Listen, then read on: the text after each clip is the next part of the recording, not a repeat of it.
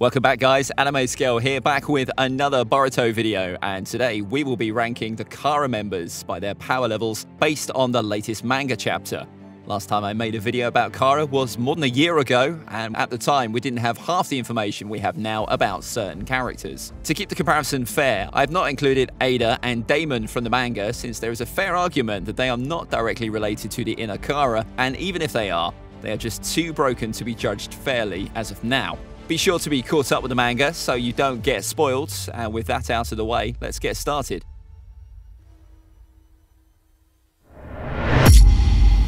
Starting off at the bottom of the list, we have the outer member Garou. His skill set heavily relies on the ninja tech that allows him to shoot fire blasts for some long-range combat. The guy is quite fast despite his size and also has decent taijutsu skills. Judging from Garou's fight against Kawaki, it's clear that Garou is only strong enough to hold his own against base form Kawaki, since as soon as he activated Karma, it was game over for Garou. Coming in next on the list is Ao. Ao used to be a member of the Anbu Corps and the right hand of the 5th Mizukage, but decided to join Nakara as an outer member after he had lost an arm and a leg. Ao was a much more complete fighter than Garou, considering his several years of experience as a ninja. However, after the implants received by Amado, Ao's expertise in fighting is heavily dependent on his ninja tech, and he showed promise against the new Team 7, giving them a tough time with the ninja tools infused in his body, but also thanks to the tool created by Katasuke that allowed him to absorb any form of ninjutsu technique. It took all Team 7 working together to defeat him, a very impressive showing. The 10th spot on our list is secured by the old man Victor, who is more competent than you'd initially take him for. Victor's strength is basically his regenerative ability, which is so promising that it's enough by itself to annoy competent fighters like Konohamaru and even Orochimaru. And not only that, but just like people like Kakashi, Hiruzen and Tobirama, this guy can effectively use all 5 changes in chakra nature. 2 of the most powerful ninja from the Leaf, like Konohamaru and Magino, got overwhelmed multiple times by Victor, putting him at least in the low Kage territory. The list continues with another outer member, Deepa. Deepa's taijutsu techniques alone can make him a deadly fighter when paired with his Superman strength and agility, but where Deepa really shines above someone like Victor is in his ability to freely manipulate carbon. Deepa is capable of manipulating carbon around him as projectiles for long range, as well as coating parts of his body in order to attack or defend himself, becoming impervious to attacks like a fully charged Rasengan from Boruto. Deepa's ability can also be used to convert his carbon shell to diamonds when utilized with maxed efficiency. To defeat him, Team 7 needed a compressed Senjutsu-enhanced Rasengan. This says a lot about Deepa, who some episodes before easily defeated Omoi and his teammates, putting him way above the elite Jonin level.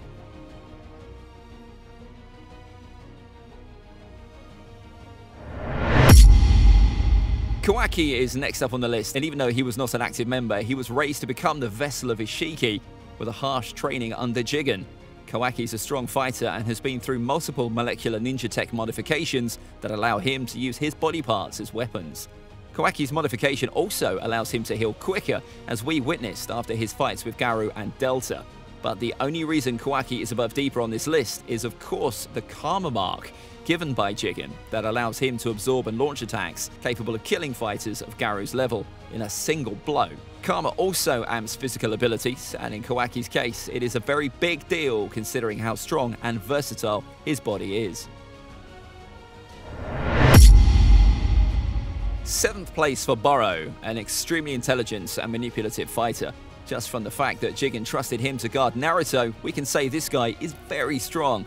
Boro makes it difficult to fight him just off the fact that the poison mist inside of his body gets shot out. Keep in mind that this is not an ninjutsu technique, so Rinnegan and Karma users cannot absorb it. The mist is also impossible to see without a dojutsu like the Sharingan, and unless you have an Orochimaru level poison resistance or an antidote made beforehand, you're absolutely screwed. Once you inhale the poison, your body is completely paralyzed. If this wasn't enough, Boro also has Jubi Jinchuriki level regeneration.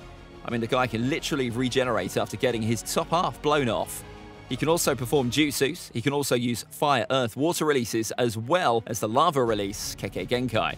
His only weakness is his core, but his ability to shift the core inside his body can make him tricky to deal with. The whole Team 7 plus Kawaki were not strong enough to defeat this guy, and Momoshiki himself had to take over Boruto's body in order to save his vessel from destruction. Delta's next on the list, and even though she's not the strongest among the Kara, in my opinion her power level is still higher than Boru's.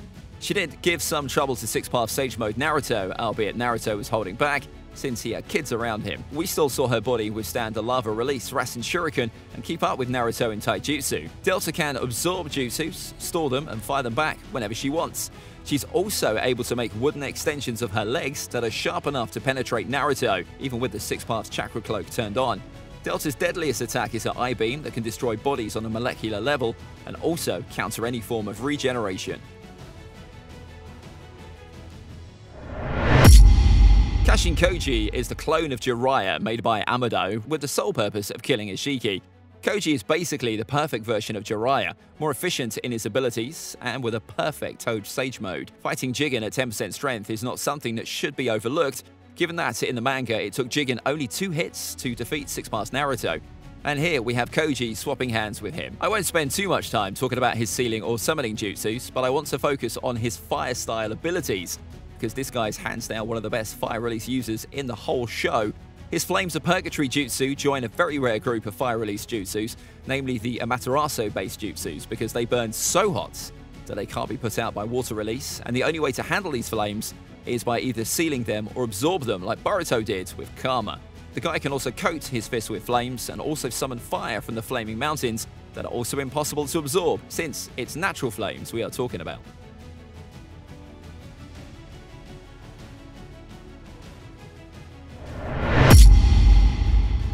The 4th spot on this list is taken by Code, and this guy was so stupidly strong that Amado had to place limiters in his body, or else he'd have been a threat to Jigen himself. But why is Code so strong? Here are the main 2 reasons. 1. He has Ishiki's White Karma that grants him all the benefits of a regular Karma, besides the fact that he cannot absorb jutsus. But keep in mind that Code is the only perfect user of Karma, which means that he's able to draw all of the full power beyond the simple base power we have seen Boruto and Kawaki use in the anime. Second reason is his Claw Mark Jutsu, which is an improved version of the Flying Raijin. Just like Minato and Tobirama, he can teleport to whatever place he has a mark on. He can also, through the studs of his claw marks, send attacks flying out of another claw mark in the area, or pull his allies through the markers, and even communicate with people who are connected with these claw marks. Like Delta and Kawaki, he can also change the shape of his body to form claws that are razor sharp. Code did keep up with an Otsutsuki level character, so via both statements and feats, Code, even with his limiters, is a confirmed Otsutsuki level character.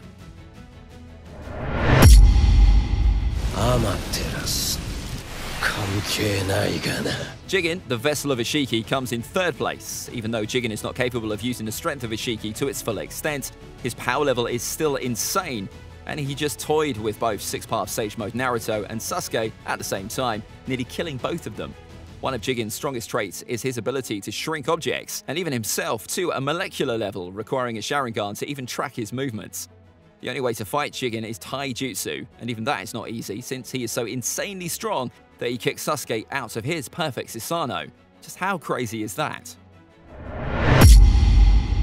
The 2nd strongest Kara member is Code with the limiters removed.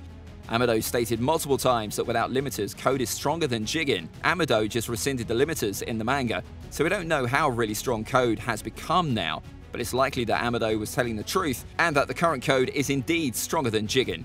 Let's wait for the next chapters to tell us more about white-haired Code. The top spot in our list is secured by the leader of the Kara organization, Ishiki Otsutsuki.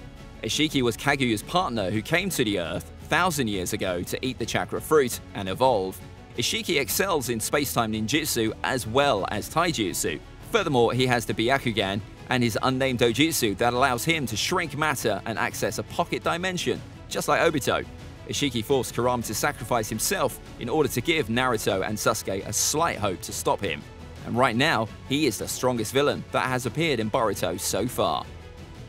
So this concludes today's video ranking the Kara members. Let me know what you think of this list down in the comments section below, and make sure to subscribe so you don't miss any future videos. This is Anime Scale signing out. Bye!